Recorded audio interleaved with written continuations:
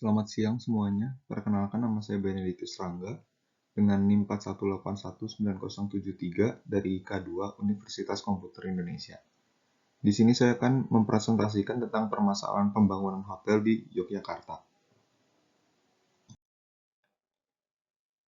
Pembangunan hotel dan mal di Yogyakarta dari tahun ke tahun mengalami peningkatan yang cukup pesat. Berdasarkan data Perhimpunan Hotel, Restoran Indonesia atau PHRI pada tahun 2013, terdapat 1.160 hotel di wilayah DIY yang terdiri dari 60 hotel berbintang dengan lebih dari 6.000 kamar dan 1.100 hotel kelas melati dengan 12.660 kamar.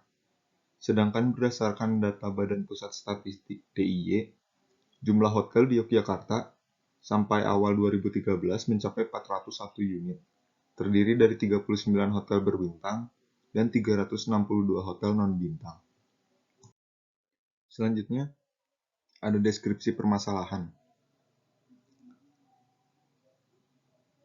Maraknya pembangunan hotel di Yogyakarta tentu dapat nilai positif dan negatif yang didapatkan oleh masyarakat Jogja. Positifnya, dengan maraknya pembangunan hotel akan menarik pengunjung dari dalam negeri maupun luar negeri untuk berwisata ke Jogja. Dan para pengunjung tidak perlu khawatir akan masalah penginapan, karena pemerintahan Jogja sendiri sudah banyak membangun hotel yang dapat memanjakan istirahat dan dari para wisatawan yang datang ke Jogja. Namun, dari sisi negatifnya juga banyak. Yang dirasakan oleh masyarakat Jogja adalah terlebih mereka yang tinggal dekat hotel. Banyak masyarakat yang mengeluh susahnya dalam mendapatkan air bersih, apalagi jika musim kemarau sudah datang, karena masyarakat menganggap hotel yang dibangun dekat rumah warga mengambil air terlalu banyak dengan mesin canggih yang hotel miliki tentunya dalam hal untuk menyedot air. Tapi pihak hotel tidak merasa khawatir.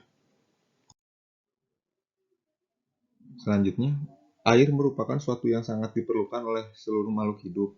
Manusia dalam tubuhnya memerlukan 70% air agar bisa terus bertahan hidup. Akan menjadi tragis bila penggunaan air tidak dibagi secara adil, di mana mereka yang mempunyai uang banyak serta kekuasaan menggunakan dan mengambil air secara berkelimpahan. Dialog-dialog komunikasi pembangunan dengan warga juga jarang dilakukan oleh pemerintah.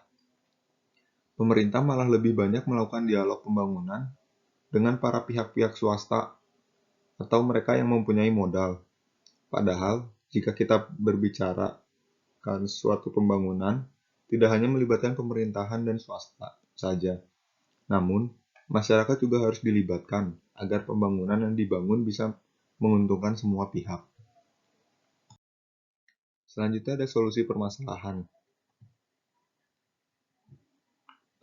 Solusi dari saya, yang pertama, dengan cara dialog dan duduk bersama dengan masyarakat untuk memulai suatu pembangunan yang sudah seharusnya dilakukan oleh pemerintah DIY agar tidak ada yang merasa dirugikan. Penyampaian informasi yang transparan juga kepada masyarakat secara adil dan benar merupakan tolak ukur dalam pembangunan suatu wilayah. Jika pemerintah ingin membangun suatu hotel, harus duduk bersama atau dialog bersama dengan semua pihak yang terkait dalam pembangunan suatu wilayah. Yang kedua, pejabat-pejabat negara yang menyetujui pembuatan hotel di Yogyakarta juga harus turun langsung ke lapangan, melihat nasib-nasib masyarakatnya. Apakah di tempat tersebut sudah layak atau belum dibangun suatu hotel? Atau, kalau sudah dibangun hotelnya, apakah dapat menguntungkan masyarakat atau tidak? Komunikasi harus terus berjalan efektif antara pemerintah dan masyarakat, bukan pemerintah dengan pihak swasta saja. Selanjutnya ada teori komunikasi. Menurut Rogers, pada tahun 1976, mengatakan, komunikasi tetap dianggap sebagai perpanjangan tangan para perencana pemerintah, dan fungsi utamanya adalah untuk mendapatkan dukungan masyarakat dan partisipasi mereka dalam pelaksanaan rencana-rencana pembangunan.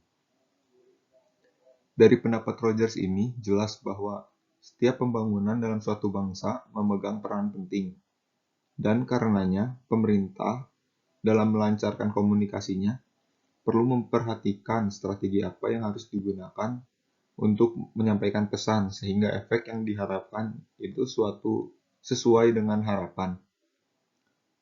Yang kedua ada menurut Effendi pada tahun 1993 mengatakan bahwa strategi baik secara makro atau plan multimedia strategi merupakan fungsi ganda, yaitu yang pertama, menyebarluaskan pesan komunikasi yang bersifat informatif, persuasif, dan instruktif secara sistematik kepada sasaran untuk memperoleh hasil yang optimal.